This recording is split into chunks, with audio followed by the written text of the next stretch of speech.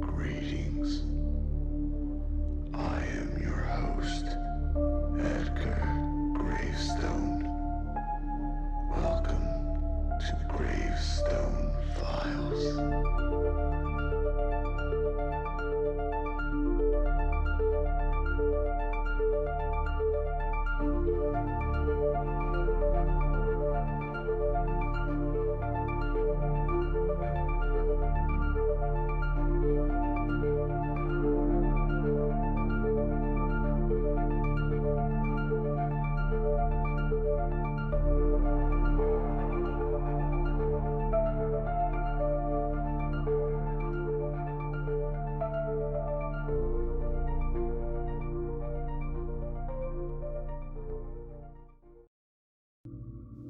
Memory is an illusion.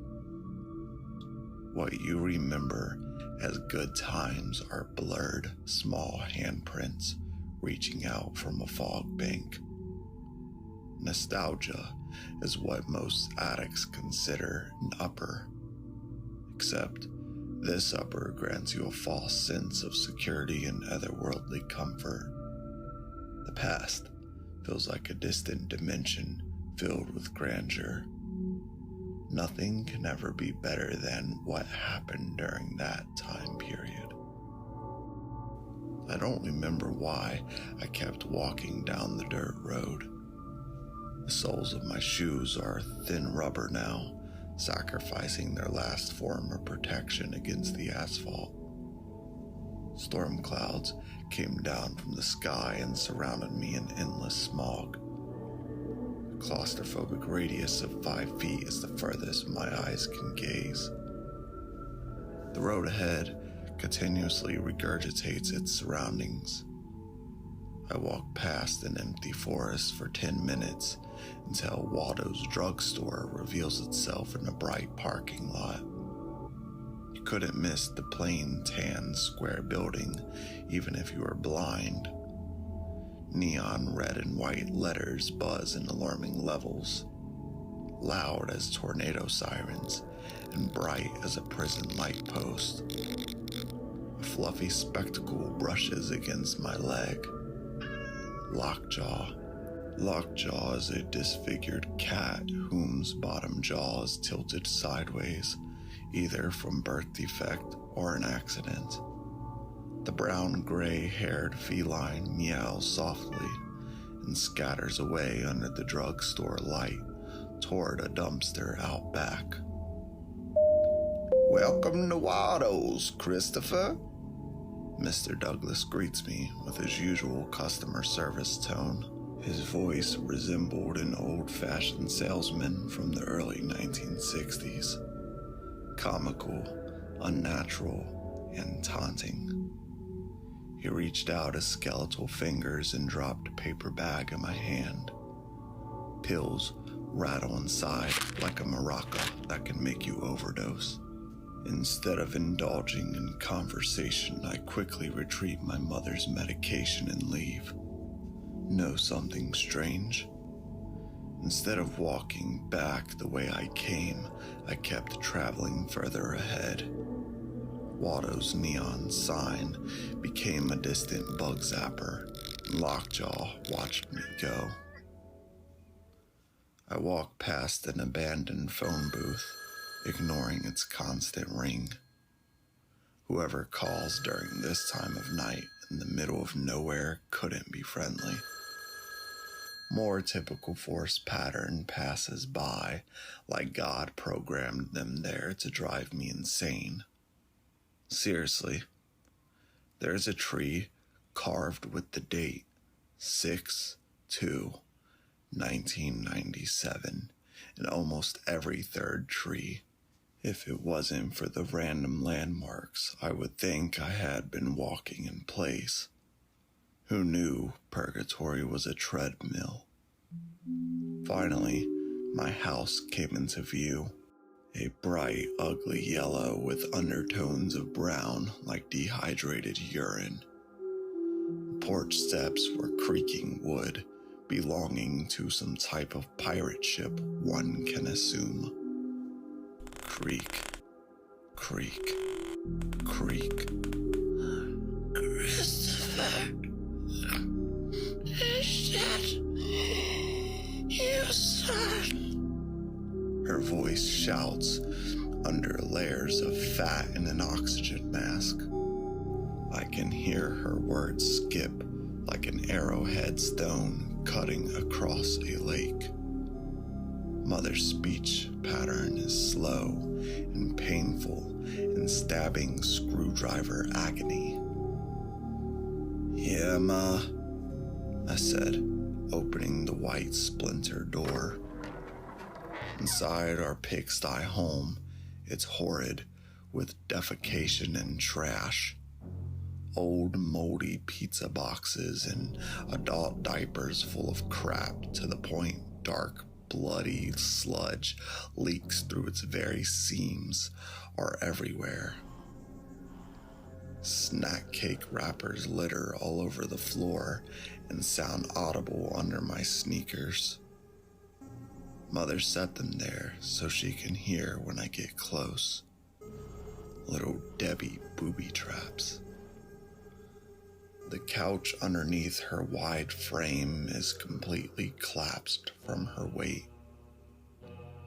She has on a t-shirt with faded letters from years of sweat and food stains. I can't tell if she's wearing extremely short shorts that have been swallowed by her abnormal-sized stomach, or nothing at all. An oxygen tank with a long translucent tube travels from the kitchen to her face. Mother is bald from cancer. She claims to be stage 4, or at least her doctor said years ago. She hasn't stepped foot in a hospital, let alone out of the living room in eons. If I had to guess her weight, she might be almost 700 pounds or heavier.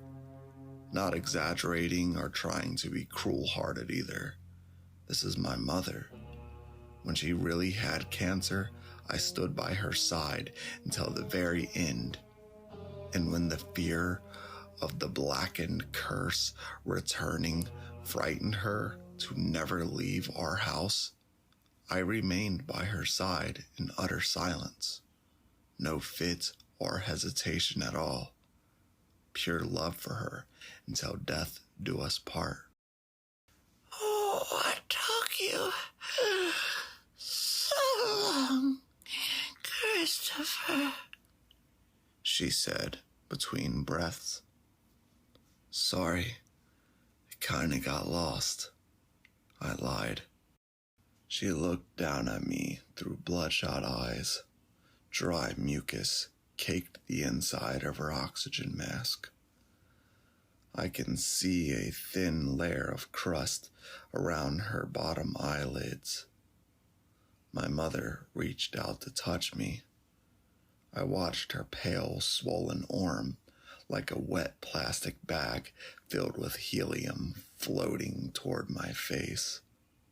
She held hurt in her eyes as I recoiled in disgust. "I need more medicine. Pick up my prescription, Christopher," she said, avoiding the situation. I walked past an empty forest for 12 minutes. Lockjaw joined me on the way. She needed grub from the dumpster again, and I had an errand to run.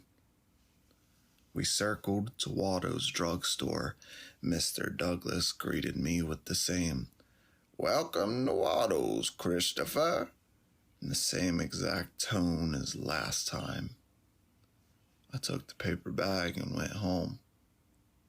The phone booth still rang. I ignored it, like last time as well. Of course, Ma heard me going up the porch steps. When I came back inside, she had slightly gotten larger. "What took you so long, Christopher?" she said again, slower. Sorry, kinda got lost. I lied. We made eye contact, and before she spoke, I left the house. I knew she needed more medicine. When leaving, something felt different. My mother was supposed to reach out and then ask me to pick up a prescription. Yet, I knew that already.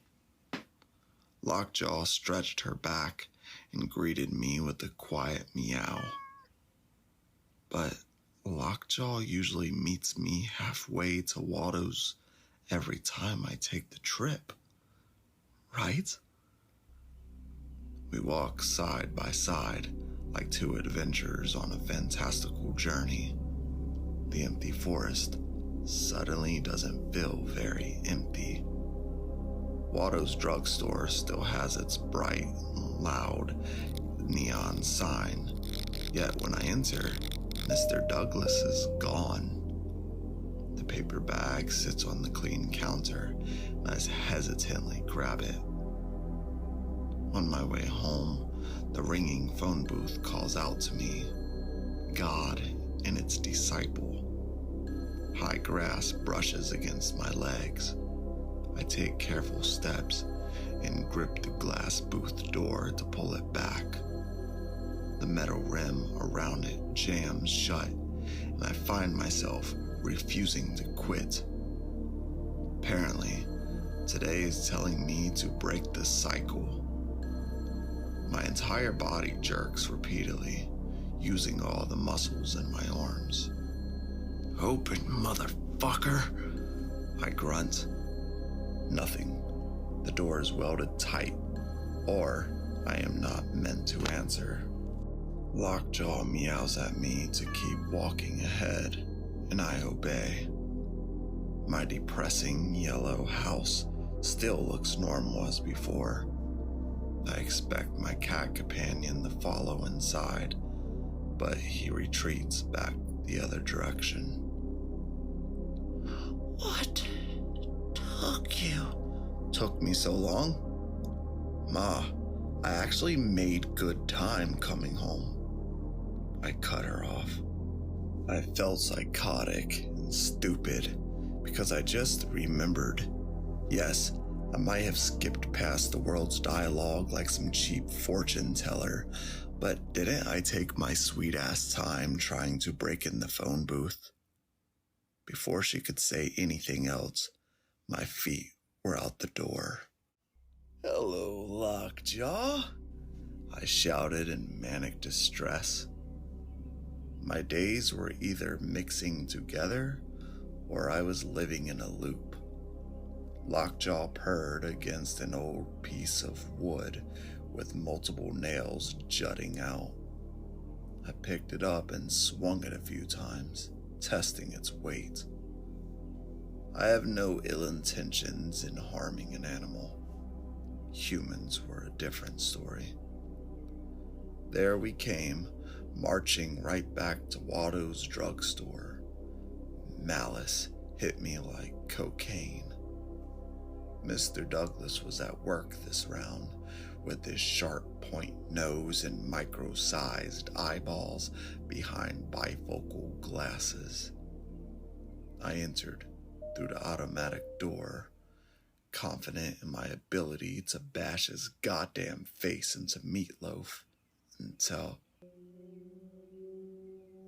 he stood taller than the last time I saw him. Did he not show up last time to grow? I thought. His bald crown made a dent in the ceiling where he repeatedly got off his stool to stand up. Truthfully, he didn't need to do that anymore to reach across the counter. Welcome to Waldo's, Christopher, Mr. Douglas said, grinning wickedly. His eyebrows arched in anger, and his wide smile twisted in gluttony. Oh, what are you planning to do with that, Christopher? Mr. Douglas asked, laughing at me. His little beady eyes gave my weapon a death stare. Rusty, dull nails like scrapyard teeth reflect off his glasses.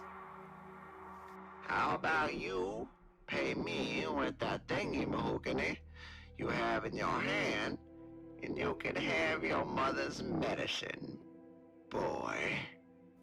Mr. Douglas said, craning his long neck over me. Possible, I thought, while watching this pharmacist grow his limbs in supernatural length. His left hand extended out to grab my wooden plank, and I swung it against his catcher mitt hand. Bubbling green ooze splashed on the tile floor. Mr. Douglas gawped in disbelief at what just happened. Before I could react, he took the cash register in his right hand and threw it at my chest. I went launching across the drugstore. My body bounced off 3 aisles. Shelves toppled down and unsold products scattered everywhere. A box of tampons, bubble gum, potato chips, ibuprofen, and many other items were all around me, soaking in a pool of spilled orange juice. My rib cage felt like a truck had driven into it. Panic took hold as air refused to escape my lungs. Meanwhile, Mr. Douglas crept closer. Closer. Black dots in my vision. Closer. Half the black dots became a blurry curtain. Mr. Douglas began breathing on my numb face.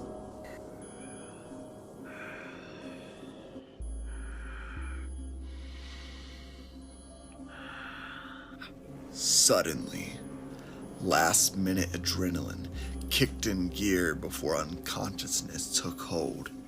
The wooden plank never left my palm. I gripped all 5 fingers around it and slammed all jagged nails into Mr. Douglas's skull, painting my screaming face in gore.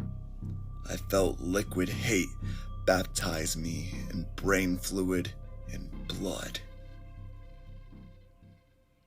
When I awoke, soft breeze tousled my hair and kissed my sore black eye. Sandpaper kept scraping my cheek repeatedly until I finally opened my eyes. Fluorescent lights, weak as a dying ember. Waldo's drugstore sat there, abandoned. Lockjaw grew impatient, nibbling my chin with her crooked bottom teeth. Ow! Okay, I am awake. Lockjaw meowed, as if to say, good, now let's get walking back home. And I understood. At least, I did, till the telephone booth rang, without a door concealing its forbidden conversation. The grass was a short dying yellow, instead of its previous tall green lifeline. Radiation came to mind as my crunching, nasty footsteps went across. My hesitant hand took the phone by its neck and placed my ear to the receiver. Did you hear about that Patterson kid? Sick bastard murdered his mother. Huh? Who the hell is this? What are you talking about? I asked. Patterson, you know? The little queer boy from gym class? Skinny, shaggy hair, maybe the same weight as a cheerleader. The distant voice said, laughing. Dumb kid beat his fat-ass mama with their own oxygen tank. Apparently, one side of her face was unrecognizable. When police found the body, the entire house smelled like rotten flesh and shit. Authorities said she shot herself before death multiple times throughout God knows how many years. I bet that Patterson kid had to change her swamp-ass diaper. Could you imagine? More mocking laughter. Who are you talking about? Who are you? I demanded. Patterson. Dude, yes you do fucking know him. Christopher Patterson, that goddamn homo from gym class. I slammed the telephone back in the holster. My breath heaving. My shoulders felt cramped with overwhelming stress. Prank. That was a stupid prank call. Some kind of sick joke. Lockjaw lay in the yellow grass with all 4 legs tucked under her torso. She looked like a dust bunny and loaf of bread baked in one body. Let's go home, I said, defeated. The walk home had been longer than last time. About halfway there, I realized Mom's medicine was left inside Waldo's, along with its deceased owner. I don't care anymore. I'm tired of running endless errands. If she feels differently, well, stop. This isn't you, I replied to no one in particular. When I arrived, the yellow paint on my house peeled back to its original pale ash brick. The porch stairs split at sharp angles. I can see my mother through the living room window, expanding in a soft, greasy, round shape, like an amphibian boiling beneath her skin and flesh. Her oxygen mask clings only to her mouth now, leaving her exposed nostrils to scab on top of the plastic rim. Blood and snot leak over the suction mask that is repeatedly fogging inside from my mother's breath. I walked around the side of our house to the back door. She hates when I leave it unlocked, but hasn't been able to stop me from doing it in years. Our kitchen is filthy. Fast food delivery bags filled with trash from their establishment and many others.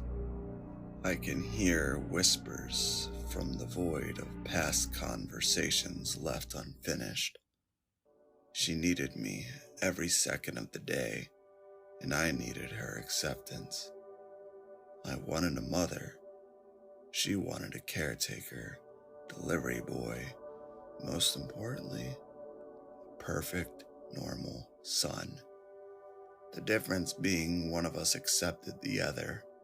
I accepted she will need my soul, and in return I will be her able-bodied vessel. My mother will never accept who I am. That's okay. Maybe God is punishing me for loving him.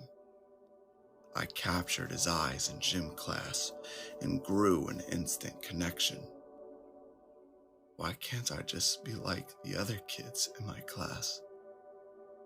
God made my mother sick because I am sick.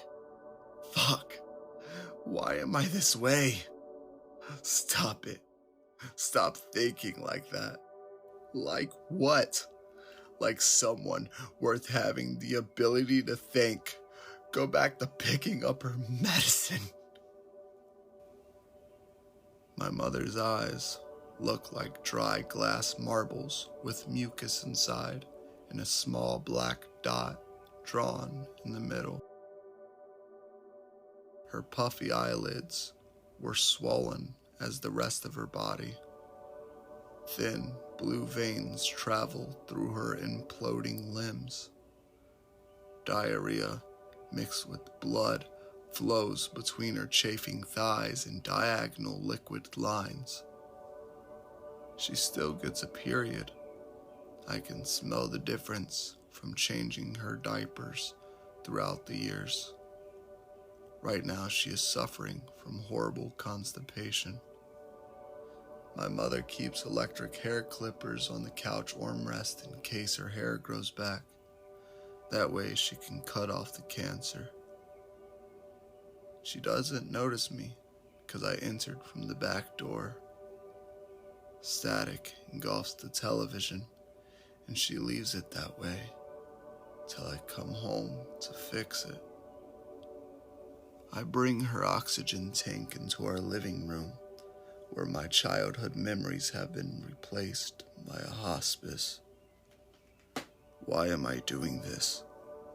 So she can breathe better? Not quite. I am doing this for her own good. I lift the oxygen tank above my shaking shoulders and throbbing head.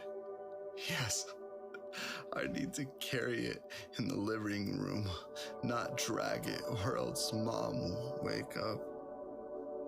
I accidentally drop it against her face. The heavy, hard silver makes her swollen eye close shut.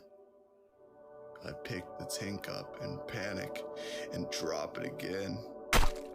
She reaches a weak, thick hand out to stop me or help me take the oxygen tank off her smothered face. Chipped teeth, smeared in blood and vomit, lay inside the suction mask. I rip it from her open mouth, which can hardly gasp in order to pick up her medicine. Thump. Raw metal crushes her cheekbone. Thump. The extra meat on her cheek became loose skin, suctioning in itself. Thump. Black and purple bruised skin cracks like an eggshell with the dead baby bird still inside. Dumb kid beat his fat-ass mama with her own oxygen tank.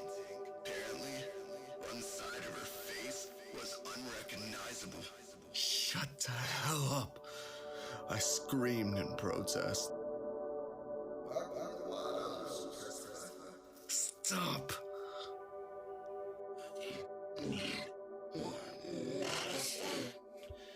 The living room began to collapse around us.